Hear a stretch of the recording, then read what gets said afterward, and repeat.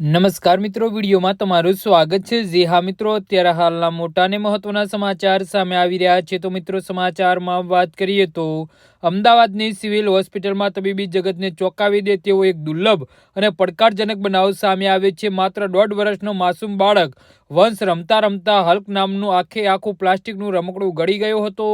18 જાન્યુઆરી અચાનક બાળકને ઉલટી થવા લાગી અને ચહેરા પર તકલીફના લક્ષણો દેખાતા માતા ભાવિકાબેનને શંકા ઉઠી અને તપાસ દરમિયાન ખબર પડી કે વંશના રમકડામાંથી એક ગુમ હતું અને તે પૂછતા બાળકે તે ગળી ગયા હોવાનું જણાવ્યું હતું। પરિવારે તાત્કાલિક તેને સિવિલ હોસ્પિટલ લઈ આવ્યો હતો અને અહીં કરાયેલા એક્સરેમાં આખું રમકડું બાળકની હોજરીમાં હોવાનું સ્પષ્ટ દેખાયું હતું, જે કોઈ તબીબોએ પણ આશ્ચર્યચકિત મુકાયા હતા। આ કેસની જટિલતા અંગે સિવિલ હોસ્પિટલના સુપરિન્ટેન્ડન્ટ ડોક્ટર રાકેશ જોશીએ જણાવ્યું કે બાળકની હોજરીમાં ફસાયેલું કોઈ નાનું ટુકડો નહીં, પરંતુ હાથ, પગ અને માથા સાથેનું સંપૂર્ણ કદનું રમકડું હતું। અન્નળી અને જઠર વચ્ચે આવેલા કુદરતી વાલ્વમાંથી આટલા મોટા રમકડાને સલામત રીતે બહાર કાઢવું સૌથી મોટો પડકાર હતો।